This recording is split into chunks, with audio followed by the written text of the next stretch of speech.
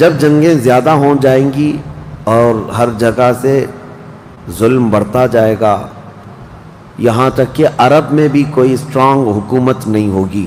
یہ حدیثوں کی روشنی میں اب میں آپ کو بتا رہا ہوں. وہ تو ابھی نظر آ رہی ہے کوئی اسٹرانگ حکومت نہیں، وہ کٹ پتلی ہے. کبھی اس کو امریکہ ہانکتا ہے، کبھی رشیا ہانکتا ہے، کبھی چائنا ہانکتا ہے. تو یہ عرب میں کوئی اسٹرانگ حکومت، مضبوط حکومت نہیں ہوگی. اور مسلمان جب زیادہ قتل ہونے لگیں گے تو سب اکثر ہجرت کر کے مدینے چلے جائیں گے. جو بچے ہوئے ہوں گے وہ مدینہ طیبہ کی طرف ہجرت کر جائیں گے.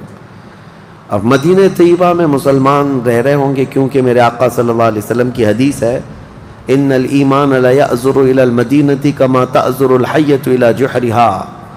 ایمان جو ہے مدینے سے نکلا ہے اور گھوم پھر کر کے پوری دنیا سے ایمان واپس مدینے میں ویسے ہی آ جائے گا جیسے سانپ اپنے سوراخ میں واپس آتا ہے. ایمان والے سب مدینے پہنچ جائیں گے. اب وہاں جانے کے بعد لوگوں میں یہ بات کثرت سے پھیل جائے گی کہ اب ان حالات کا مقابلہ کرنے کے لیے ہمیں کیا کرنا چاہیے. بہت مجبور ہو چکے، کوئی راستہ نظر نہیں آتا. تو اس وقت جو مدینے میں تھے علماء صلحاء سب بیٹھ کر کے مشورہ کرتے ہیں کہ ہم کو امام مہدی کو تلاش کرنا ہوگا. اور یہ وہ زمانہ ہوگا جب امام مہدی مدینے میں پیدا ہو چکے ہوں گے. یہ وہ زمانہ ہوگا جب امام مہدی مدینے میں ہوں گے. امام مہدی جن کی بشارت اللہ کے نبی صلی اللہ تعالیٰ علیہ وسلم نے اپنی حدیثوں میں عطا فرمایا، ان کا نام حضور کے نام پر ہوگا. ان کا نام محمد ہوگا اور ان کے والد کا نام بھی حضور کے والد کے نام پر ہوگا. اور اللہ کریم کی طرف سے بھیجے جانے والے اس روئے زمین کے وہ آخری خلیفہ راشد ہوں گے. مدینہ طیبہ میں وہ ہوں گے لیکن وہ اپنے آپ کو چھپا کر کے رہ رہے ہوں گے. اب لوگ جب انہیں تلاش کرنے ہوں گے، اس دوران کئی جھوٹے مہدی بھی تیار ہوں گے، کیونکہ امام مہدی کا چیپٹر سب نے پڑھا ہے. جھوٹے مہدی دعویٰ کریں گے لیکن مار کھائیں گے، مریں گے، جیلوں میں جائیں گے. یہ جھوٹے مہدیوں کا یہی ہوتا رہے گا. امام مہدی اپنے آپ کو چھپا رہے ہوں گے کہ کہیں لوگ مجھے پکڑ کر حاکم نہ بنا لیں، امام نہ بنا لیں. اب لوگ جب تلاش زیادہ کر دیتے ہیں تو پھر امام مہدی کو کچھ لوگ مدینہ طیبہ میں پہچاننے لگتے ہیں. تو امام مہدی مدینہ چھوڑ کر مکہ آ جاتے ہیں، مکہ ہجرت کر کے آ جاتے ہیں. اپنے آپ کو چھپا کر کے رہ رہے تھے مکہ مکرمہ میں. یہی رمضان کا موقع، وہ خانہ کعبہ کا طواف کر رہے ہوں گے، حجر اسود کے قریب لوگ. اچھا یہ بھی میں بتا دوں، جتنے دنیا میں ابدال، اقطاب، اولیاء ہوں گے وہ سب ہجرت کر کے اس وقت مکہ میں پہنچے ہوں گے. مکہ میں سارے اولیاء ہوں گے اس وقت.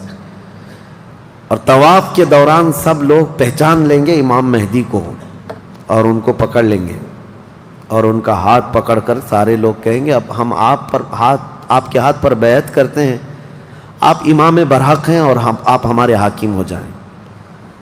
امام مہدی منع کر رہے ہوتے ہیں. اسی وقت آسمان سے ایک آواز آتی ہے. اس آواز میں خاص یہ کہا جاتا ہے ھذا خلیفۃ اللہ المہدی، یہ اللہ کا خلیفہ مہدی ہے. اس آواز کو سن کر سب ٹوٹ پڑتے ہیں. امام مہدی سب کو بیعت کرتے ہیں. پھر واپس یہی قافلہ لے کر مدینے پہنچتے ہیں روضہ رسول پر. میرے آقا صلی اللہ تعالیٰ علیہ وسلم کی بارگاہ میں جب پہنچتے ہیں تو اہل مدینہ بھی ان کے ہاتھ پر بیعت کرتے ہیں اور ایک پوری فوج تیار ہوتی ہے. یہ انقلاب کا دور ہے. جتنی جنگیں ان کتوں نے کی تھی، جتنا ظلم رچایا تھا پوری دنیا میں، اب ریورس ہونے کا ٹائم آ جاتا ہے. حضرت امام مہدی اس فوج کو لے کر ملک شام کی طرف جاتے ہیں. حالات ملک شام کے ایسے ہو چکے ہوں گے کہ ملک شام میں عیسائیوں کی حکومت قائم ہو چکی ہوگی. ابھی تو نہیں ہے یا انڈائریکٹ ان سے کسی کا تعلق ہے تو یہ ہمیں پتہ نہیں، لیکن حدیث میں یہ ہے کہ عیسائیوں کی حکومت ملک شام میں قائم ہوگی اور یہودی فتنہ مچا رہے ہوں گے ہر جگہ. قتل عام جو مسلمانوں کا سب سے زیادہ کرنے کی کوشش ہے وہ یہودیوں کی طرف سے ہے. امام مہدی مکہ مکرمہ سے نکل کر ملک شام کی طرف جائیں گے، اور مسلمانوں کی جو قلت تھی، جو چھوٹی سی جماعت تھی، یہ جب نکل کر کے وہاں آئے گی ملک شام، بہت بڑی جنگ ہوگی جس کو ملحمۃ الکبریٰ کہا گیا ہے. امام مہدی کی قیادت میں یہ جنگ ہوگی. سارے کفار، عیسائی، یہودی سب مقابل میں آ جائیں گے. ان کی تعداد جو حدیث میں بتائی گئی ہے وہ 80 جھنڈوں کے نیچے آئیں گے، اور ہر جھنڈے کے نیچے 12,000 لوگ ہوں گے. اور یہ مسلمانوں کی نہیں ہے، یہ کفار و مشرکین کی. تقریباً یہ 9,60,000 کی تعداد بنتی ہے کفار و مشرکین کی.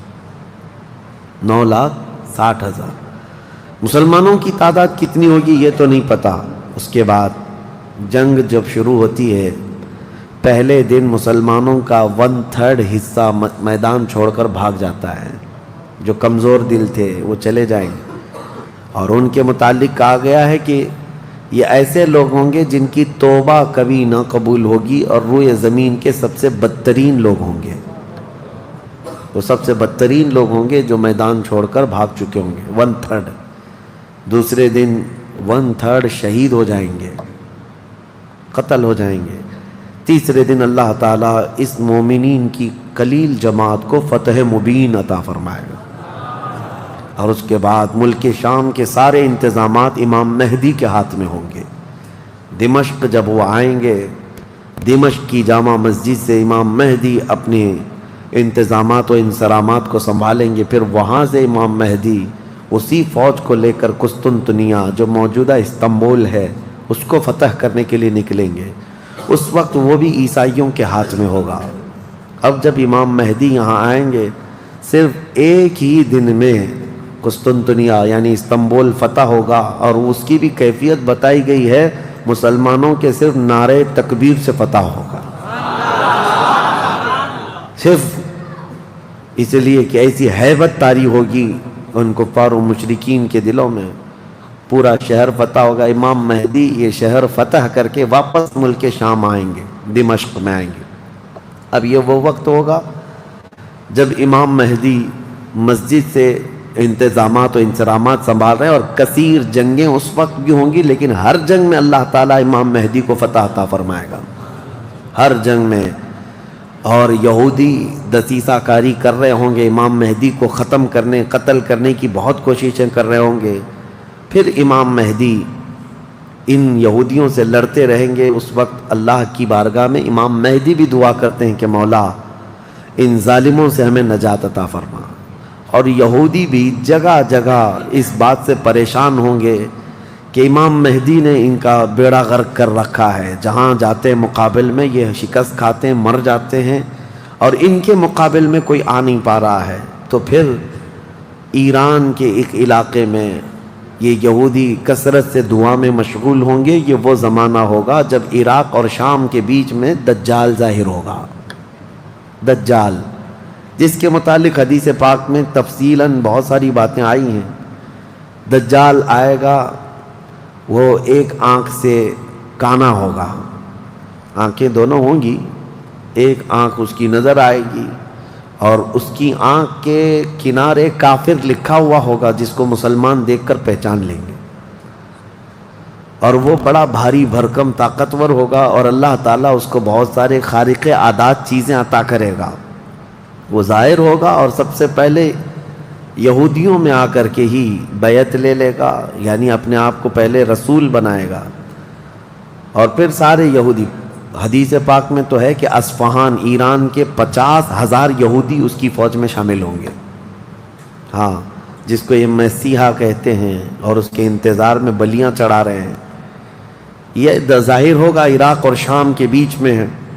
اور پھر یہ سب یہودی دجال کی فوج میں شامل ہوں گے. دجال ایسے نکلے گا روئے زمین پر، حدیث پاک میں یہ سب ملتا ہے کہ وہ آسمان سے گہے گا تو آسمان سے بارش برس جائے گی، زمین سے سبزہ نکلنے لگے گا، کسی کو مار کے دوبارہ زندہ کر کے دکھائے گا، یہ سب چیزیں وہ کر کے دکھائے گا، یہاں تک کہ چلتے چلتے زمین سے کہے گا تیرے اندر جتنے خزانے ہیں نکال، زمین پورے خزانے باہر کرے گی، اور جب وہ آگے چلتا رہے گا تو یہ خزانے شہد کی مکھیوں کی طرح اس کے پیچھے جھنڈ کی طرح چلتے ہوں گے خزانے، اور دنیا کے لالچی لوگوں کو ایک سکہ ہی چاہیے بس، جس کے پاس مال ہے اس کے پیچھے غلامی ہے۔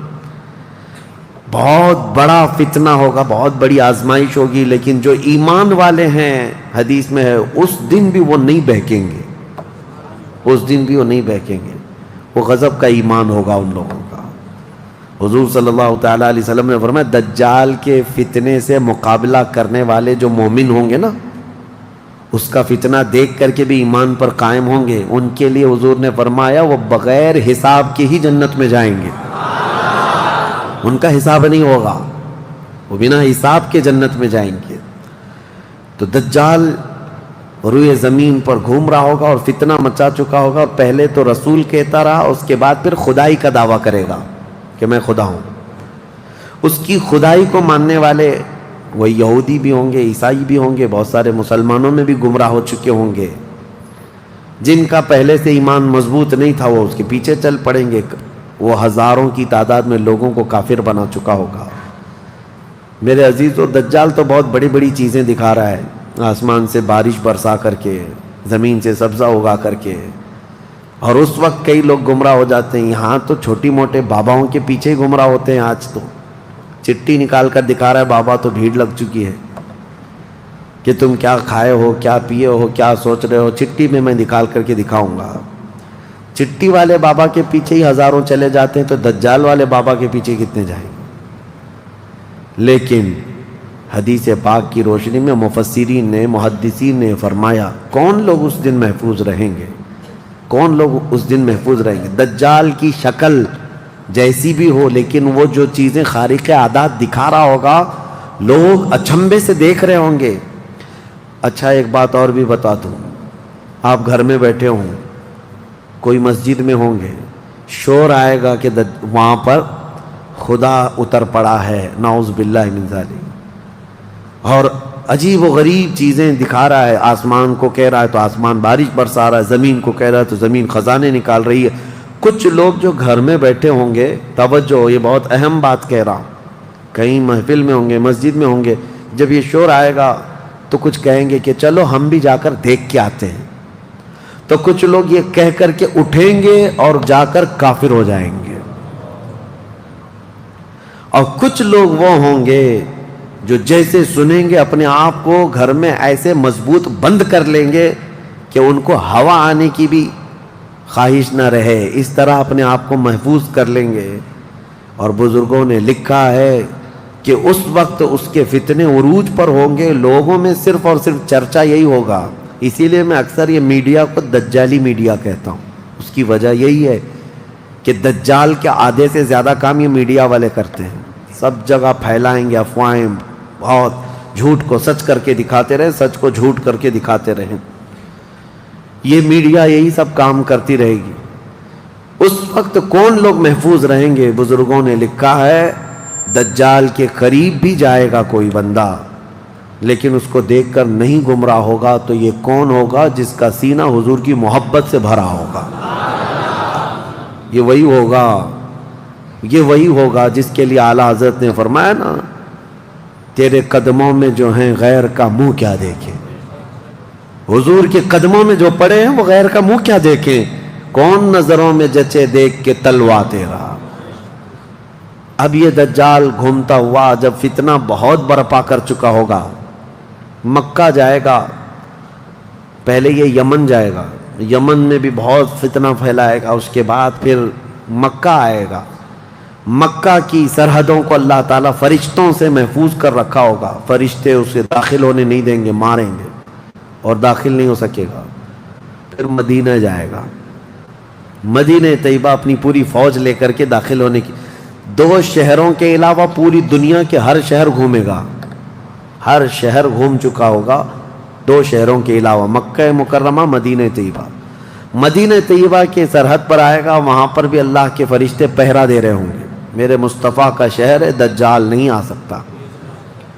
لیکن اس کا شہرہ جب مدینے کے باہر بہت پھیل چکا ہوگا، مقام جرف ایک جگہ ہے، وہاں تک وہ پہنچ چکا ہوگا جہاں آج بادشاہ نے ایک پیلس بنایا ہوا ہے۔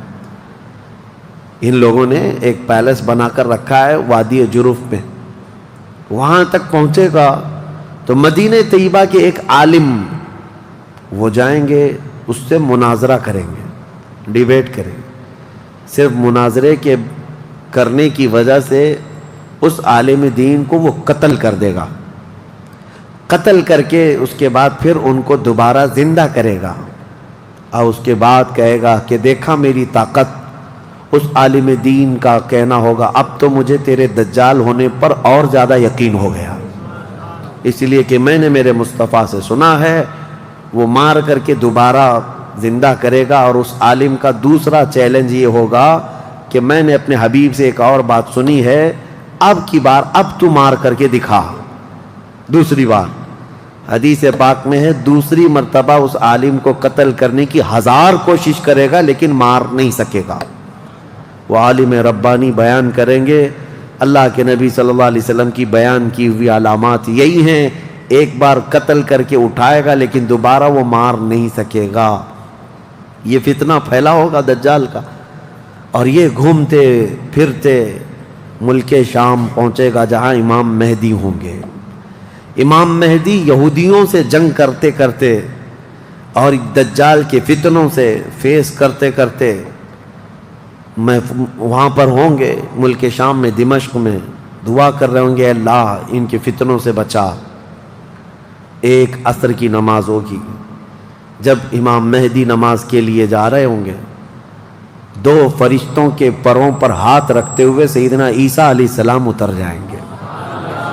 حضرت عیسیٰ علیہ السلام اب بھی باحیات ہیں آسمانوں پر، اللہ کریم ان کو اتارے گا، وہ آئیں گے۔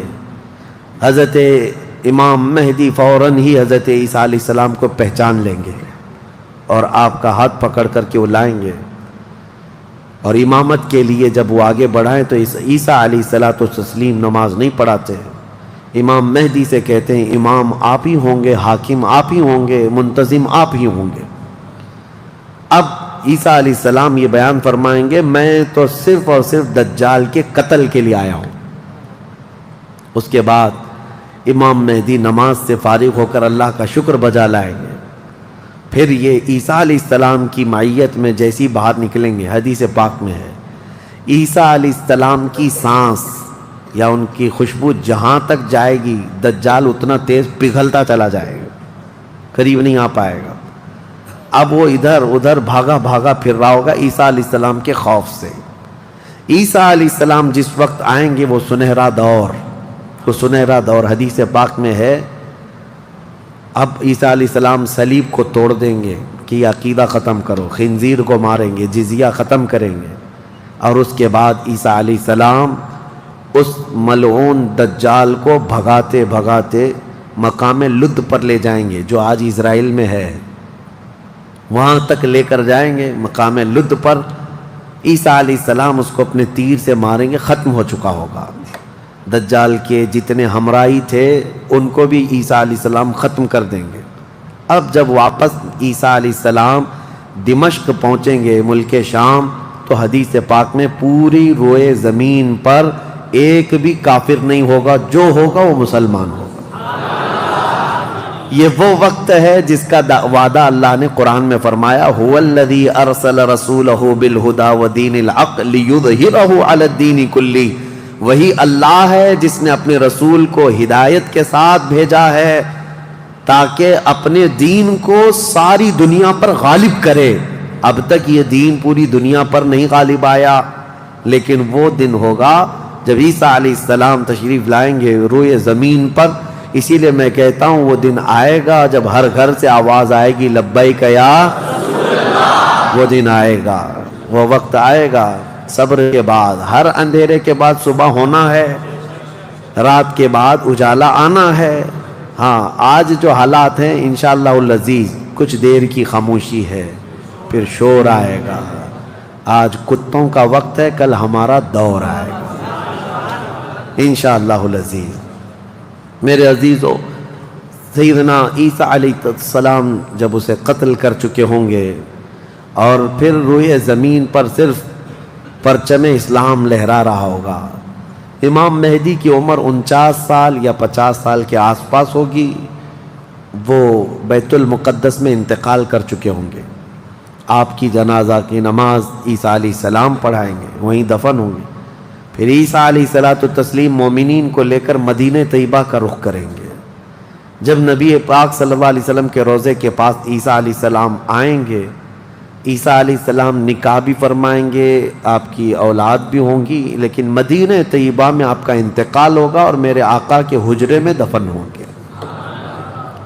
حضور صلی اللہ علیہ وسلم کا حجرہ روضہ مبارکہ، اس میں ایک جگہ عیسیٰ علیہ السلام کی باقی ہے، سیدنا عیسیٰ علیہ السلام وہاں دفن ہوں گے۔ لیکن ایک بات میں آپ کو بتا دوں، عیسیٰ علیہ السلام اس وقت بھی نبی ہی رہیں گے، ان کا جو منصب نبوت ہے وہ ہے، لیکن شریعت ان کی نہیں چلے گی، میرے مصطفیٰ کی ہوگی، شریعت صرف میرے مصطفیٰ کی ہوگی، اس لیے کہ جس دن میرے آقا پیدا ہوئے اس دن سے لے کر قیامت تک صرف ایک ہی سکہ چلنا ہے، آئی نئی حکومت سکہ نیا چلے گا، عالم میں رنگ بدلا صبح شب ولادت۔ عیسیٰ علیہ السلام کے انتقال کے بعد اب کیا ہوگا؟ اب کیا ہوگا؟ آپ دفن ہو چکے ہوں گے، قیامت قریب آ چکی ہوگی۔ اب اس کے بعد معاملہ یہ ہوگا کہ اللہ تبارک و تعالی قوم یاجوج ماجوج کو پیدا کرے گا۔ ہاں، اس میں بیچ میں ایک روایت یہ بھی ہے کہ عیسیٰ علیہ السلام کو اللہ تبارک و تعالی حکم فرمائے گا کہ میں ایک ایسی قوم بھیج رہا ہوں جو دنیا میں فساد مچائے گی، جو مومنین ہیں ان کو لے کر کوہ طور پر چلے جائیں۔ عیسیٰ علیہ السلام کوہ طور کی طرف مومنین کو لے کر جائیں گے، لیکن اس وقت زمین پر یاجوج ماجوج ایک قوم ہے، یہ دو لوگ نہیں ہیں۔ بہت سارے لوگوں کے ذہن میں ایسی بات آتی، یاجوج ماجوج دو آدمی ہوں گے، دو آدمی نہیں، یہ بہت بڑی فوج ہے، بہت بڑی فوج ہے، اور یہ ابھی موجود ہے، یافس بن نوح کی اولاد میں سے یہ ایک جزیرے میں قید ہے، وہ واللہ عالم، لیکن قرآن میں 16ویں پارے میں اس کا ذکر ہے کہ حضرت سکندر ذوالقرنین نے ایک لوہے کی پگھلا کر کے پہاڑوں کے بیچ دیوار بنا کر ان کو قید کر رکھا، یہ قوم آ نہیں سکتی، لیکن قیامت کے قریب وہ سد سکندری جو باندھی ہوئی دیوار ہے وہ ٹوٹ کر گر جائے گی، یاجوج ماجوج پورے باہر نکل آئیں گے، اور جیسے آئیں گے وہ جس ندی کے کنارے سے گزریں گے پورا پانی پی جائیں گے، وہ جو درخت ملے جو کچھ بھی ہو سب کھا جائیں گے، کچھ بھی نہیں، یہاں تک کہ یہ وہ زمانہ ہوگا حضرت عیسیٰ علیہ السلام ابھی موجود ہوں گے، ان کے انتقال سے پہلے ہی یہ یاجوج ماجوج آئیں گے۔ ایک بیل کا سر جو ہے 100 دینار میں مل رہا ہوگا، 100 سونے کے سکے، اور اس کو بھی لوگ غنیمت سمجھیں گے، اتنی مہنگائی کوئی چیز ہی نہیں مل رہی ہوگی، سب یہ کھا کر چٹ کر چکے ہوں گے۔ پھر عیسیٰ علیہ السلام کی دعا سے ہی اللہ کے نبی عیسیٰ علیہ السلام یہ عرض کریں گے، مولا اس ظالم یاجوج ماجوج سے ہمیں نجات عطا کر۔ اللہ تبارک و تعالیٰ ایک بیماری ان کی گردن میں پیدا کرے گا، وائرس آئے گا ان کو بھی، یاجوج ماجوج کو، واللہ عالم اس وقت کا کون سا کورونا ہوگا، کون سا آئے گا، لیکن اس وائرس سے ایک ہی دن میں وہ پوری فوج مر جائے گی، اور مرنے کی وجہ سے پوری روئے زمین پر اتنی بدبو پھیل جائے گی، تعفن، اٹھانے والا کوئی نہیں ہے ان کی لاشیں۔ تو پھر یہ بھی ملتا ہے روایت میں کہ اللہ تعالیٰ لمبی بڑی گردنوں والے پرندے بھیجے گا، وہ پرندے ان کی لاشیں اٹھا کر کے جنگلوں کی طرف چلے جائیں گے، پھر اللہ تعالیٰ بارش برسائے گا، اتنی تیز بارش برسے گی کہ پوری زمین پاک ہو چکی ہوگی، یاجوج ماجوج کا فتنہ ختم ہوگا، عیسیٰ علیہ السلام کا انتقال ہوگا، پھر اچانک ایک جانور باہر آئے گا جس کو دابۃ الارض کہا گیا ہے، یہ آئے گا، یہ آ کر کے اپنے ایک ہاتھ میں موسیٰ علیہ السلام کا عصا اور ایک ہاتھ میں سلیمان علیہ السلام کی انگوٹھی، یہ دونوں لے کر کے زمین پر گھومتا رہے گا۔ جو مومن ہوگا اس کی پیشانی پر سلیمان علیہ السلام کی انگوٹھی سے نشان لگا دے گا، جو کافر ہوگا موسیٰ علیہ السلام کے عصا سے اس پر لکیر کھینچ دے گا، جس کے لیے وہ نشانی لگا دیا وہ اسی حالت میں مرے گا. اور اس کے بعد پھر حدیث پاک میں ہے دابت الارض چلا جائے گا. پھر ہوگا یہ کہ ایک دن لوگ تھک کر کے سوئے ہوں گے, دھواں دھواں نظر آتا رہے گا ہر جگہ دھواں دھواں, لوگ پریشان ہوں گے. اور اس کے بعد سوئیں گے تو رات اتنی لمبی ہوگی کہ لوگ اکتا جائیں گے, سو کر اٹھیں گے پھر سوئیں گے, سو کر اٹھیں گے پھر سوئیں گے. بچے جو ہے چیخ مارتے رہیں گے, اور پھر جانور اپنی کھیتیوں کی طرف بھاگنے کے لیے بے قرار ہوں گے. لیکن رات لمبی ہوگی, 3 راتوں کے برابر ایک رات ہوگی, 3 بڑی راتوں کے برابر ایک رات کٹتی نہیں ہوگی. لوگ تھک چکے ہوں گے سو کر کے. اس کے بعد پھر اچانک چھوٹی چھوٹی روشنی آئے گی سورج کی, لوگ چیخ مارتے ہوئے خوشیوں سے باہر آ جائیں گے کہ اجالا آ گیا. پہلے تو لوگوں کو یہ لگ رہا تھا کہ اب اندھیرا ہے, اب سورج آئے گا ہی نہیں. لیکن جیسی روشنی آنے لگے گی سب بھاگ کر کے باہر آئیں گے. لیکن دیکھیں گے اس وقت تو سورج جو ہے پچھم کی طرف سے نکل رہا ہوگا. ابھی سورج کہاں سے نکلتا ہے؟ پورب, ایسٹ سے نا, مشرق سے. اس دن سورج ویسٹ کی طرف سے, مغرب کی طرف سے نکل رہا ہوگا, پچھم کی طرف سے. پہلے ہلکا ہلکا نکلے گا سورج. یہ دیکھ کر کے جو لوگ بہت لمبا سو کر کے آئے ہوں گے گھبرا جائیں گے کہ آج کیا ہوا.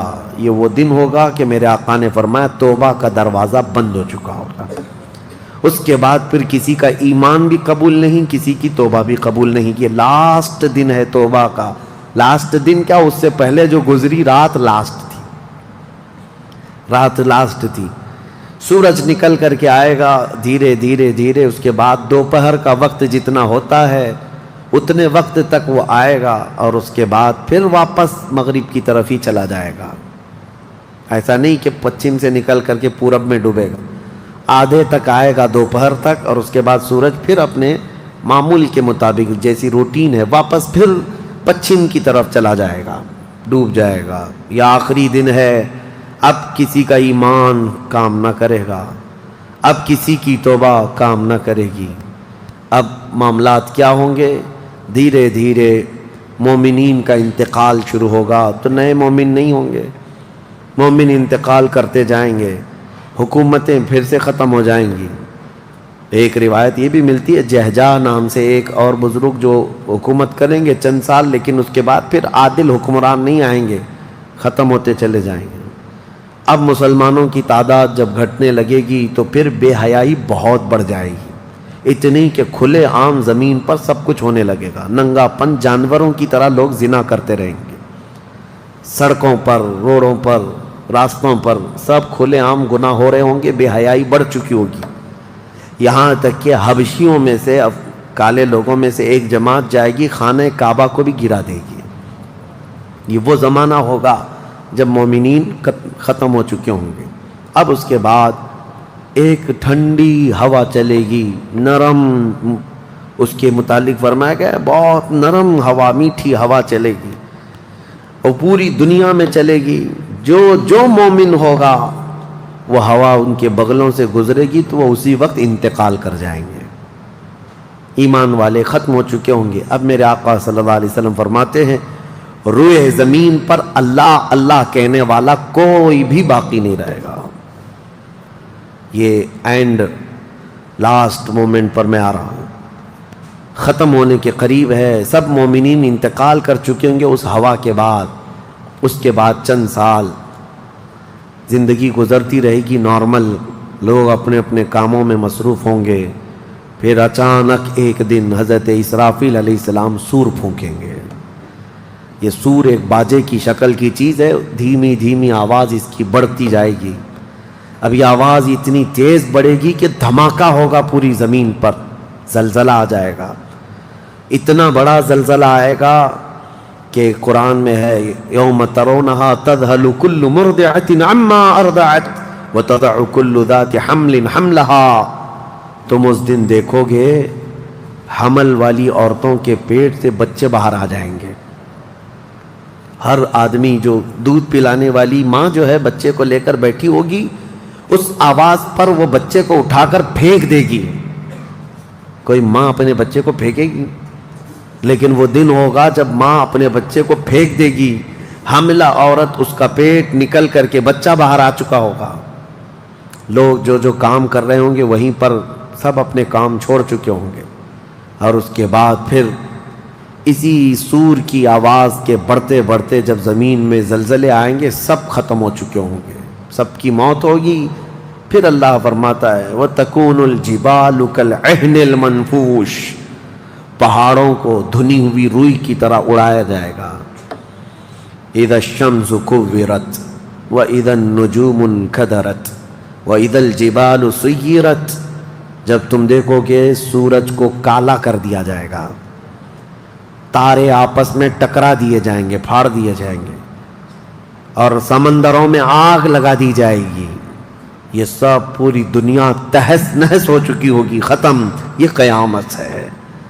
اس کے بعد پھر سارے جب فنا ہو چکے ہوں گے، اللہ تعالیٰ اسرافیل علیہ السلام کو بھی موت عطا کرے گا، اور روح نکالنے والے فرشتے اسرائیل علیہ السلام کو بھی موت عطا کرے گا۔